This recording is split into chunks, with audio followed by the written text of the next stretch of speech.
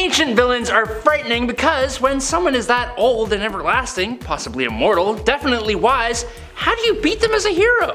Welcome back, Nerd Squad. It's me, Amanda. And I'm your host, Adam, and today we'll be counting down the top 10 ancient villains more powerful than you think. Who is the oldest villain you can think of? And how old are they, approximately? Approximately. Figure it out. Number 10, Namor. While many folks think of Namor as being an anti-hero, and honestly he most definitely is, in the Marvel Cinematic Universe he's only really been presented to us as like a straight up villain. Albeit a straight up villain with a pretty powerful and universally relatable motive, I would say. He does what he does in an effort to protect his people and to defend the oceans from those who would pollute and destroy them. AKA, that's us. I think we can all get behind that message. I know I can, as someone that, doesn't want our oceans to bubble and boil and just be filled with garbage. However, Namor's methods honestly could use some work from a heroic standpoint. Namor is presented as being both brutal and cruel when it comes to his actions, which makes him a villain in the MCU. While he is around 100 years old in the comics at this point, his live action adaptation was made considerably older and is estimated based on his origin to actually be around 500 years old. Woo! Number 9, Black Adam. Another anti-hero? I promise this won't be a common occurrence. There are two main different origin stories for Black Adam. In the pre-New 52 era of DC, circa 1200 BC, the wizard Shazam became a high priest to the pharaoh Ramses II of Egypt. This is where he met the young prince Teth Adam of Kahndaq. Ramses'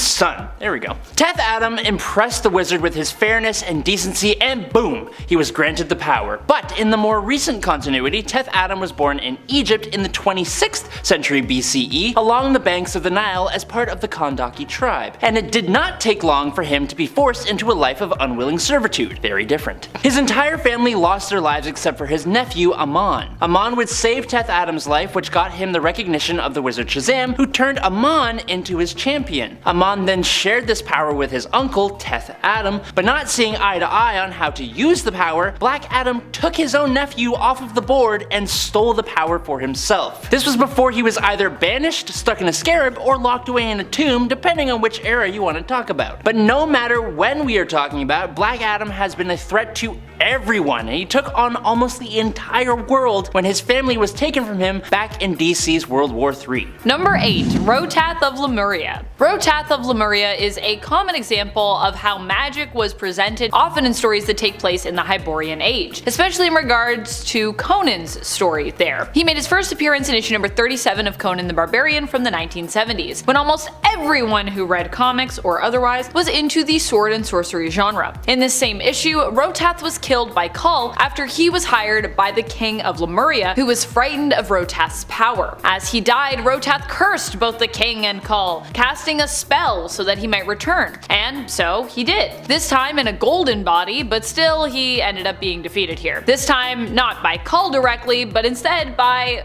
well, a giant slug after fighting against Conan and Juma. This is a true story, by the way. Man, I hate when I get defeated by giant slugs. Ah, slugs, man, they get you. It's funny because all you need is like a little bit of table salt. Take that sucker off the board. Alright, number 7, Yuga Khan.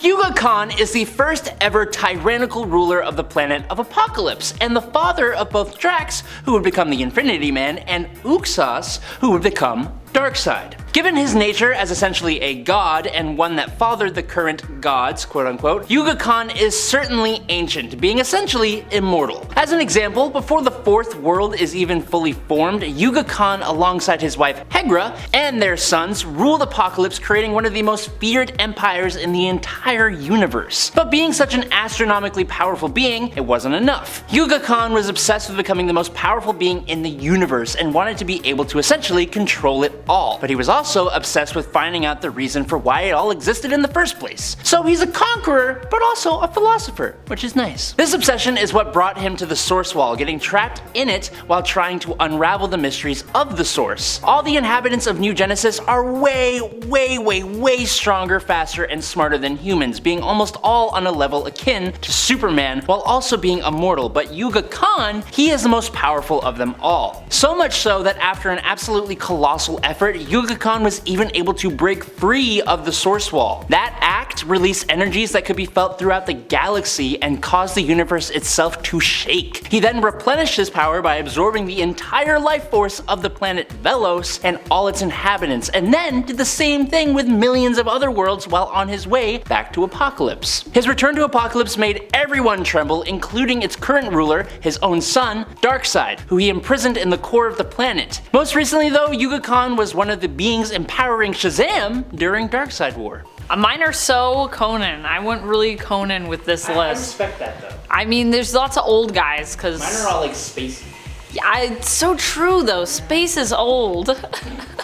Number 6, Kulan Gath. Kulan Gath is probably one of the most iconic villains that Conan the Barbarian has had in the comics. He is so old, in fact, that he also became the enemy of another ancient villain known as the Mutant External, more specifically, Selene. Not to be confused with the Eternals, who are their own thing entirely. These are the Externals, not the Eternals. Kulan Gath made his first full feature appearance back in 1972 in the comics in Conan the Barbarian issue number 15. Number 5, Larfleeze. Larfleeze, or Agent Orange, is one unique character in the emotional spectrum, and that's because he's the sole wielder of the Orange Light of Avarice. He is the only member of the Orange Lantern Corps. Larfleeze is driven by an insatiable greed that grants him dominion over all that he desires, driving him into conflict with whoever possesses what it is that he desires, and over the power of the Orange Lanterns, which represent greed. His power is centered on his ability to conjure constructs using the stolen identity and forms of those he has absorbed into his horde, making him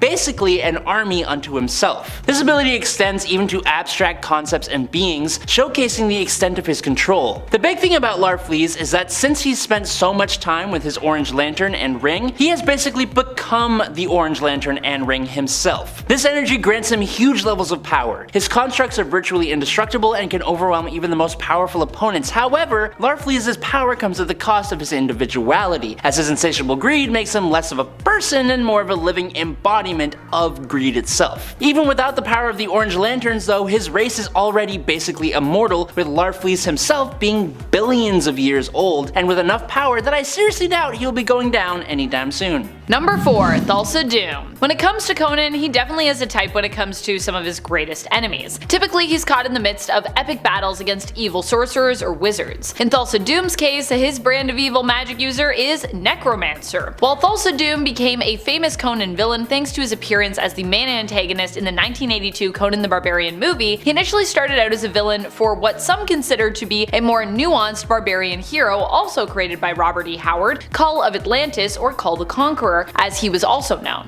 Number 3, Shuma-Gorath. Yes, it is a giant tentacled eyeball, but hold off on the laughter because Shuma-Gorath the Destroyer, the Conqueror of Midnight, the All-Killer of the Dawn, is a ridiculously ancient being and greatest of the old gods, or the many-angled ones. Among his many powers is the ability to communicate with and control others nearby and across entire dimensions. He can create and direct powerful blasts of mystical energy and affect transmutations on a planetary scale. His skin alone is difficult to damage even with the most powerful of magics. While his form seems pretty silly, cause it is, it's actually only a shell containing his power, and he can alter this appearance however he sees fit. This is actually because it's not even his true form. His true form is apparently not even comprehensible to us humans. Boo. Shuma-Gorath can destroy multiple galaxies solely through his aura pressure, and this old god has also the ability to destroy entire realities. He is the most powerful in his home dimension, just like others of his kind, and only part of his power has actually appeared on Earth. And with the stuff he has done with that fraction of power, that should tell you just how powerful he is. Number 2, Skrulls. All of them. There's many.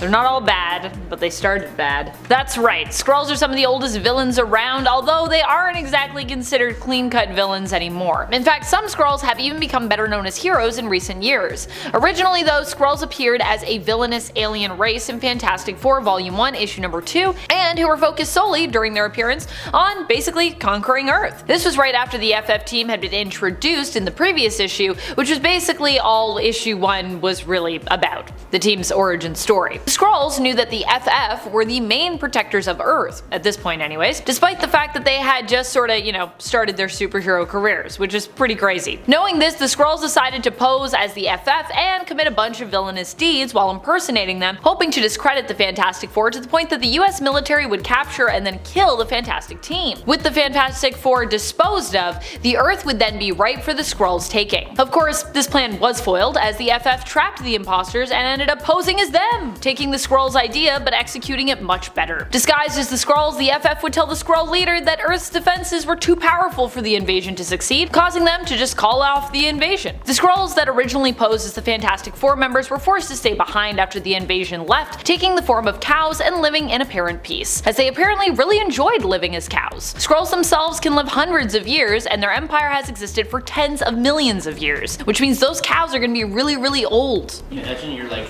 millions of years old conquerors, and then you go to the planet, you make all your like all the way there, and then someone's like, I think it's gonna be too hard, and you're just like, you're right, let's just go. You're right. You're right, we should just go. And then those guys are just like, why don't we just be cows? And that's your life. Moo.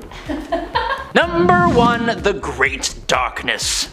You can't get much more ancient than existing before creation itself. The Great Darkness was the literal darkness and nothingness that existed before the Presence ever came to be. When the Presence, aka God in DC Comics, said, "Let there be light," the Great Darkness is the one who went into hiding. At some point, a clan known as the Brujeria, I believe is how you pronounce it, attempted a ritual to reawaken the Great Darkness in order to destroy God and reshape the universe. Instead of being completely evil though, this was more like an animal who was confused and didn't understand its power or what its purpose even was in the universe. The Great Darkness, also sometimes referred to as the Great Evil Beast, went on a warpath, easily defeating many heroes and waging a solo assault on heaven itself, decimating everything in its way to demand answers from the Presence. It even caused the 3 main figures of Hell to form a union with each other just in case something went wrong. When the Great Darkness reached heaven though, it met Swamp Thing of all people, who taught it the concept of good and evil, explaining that one couldn't survive without the other. The darkness then reached up and God reached back, and they became one and the same as like yin and yang, or as a balance. Recently though, the Great Darkness played a large role in the Dark Crisis event. It's basically the overarching villain of the entire DC multiverse, but also just kind of force of nature doing its thing. And it seems like that's the end of the video. It does. Don't forget to check out Top 10 Nerd for more videos just like this one. But until next time, my nerds, I am Adam Andrews. And I am Amanda McKnight.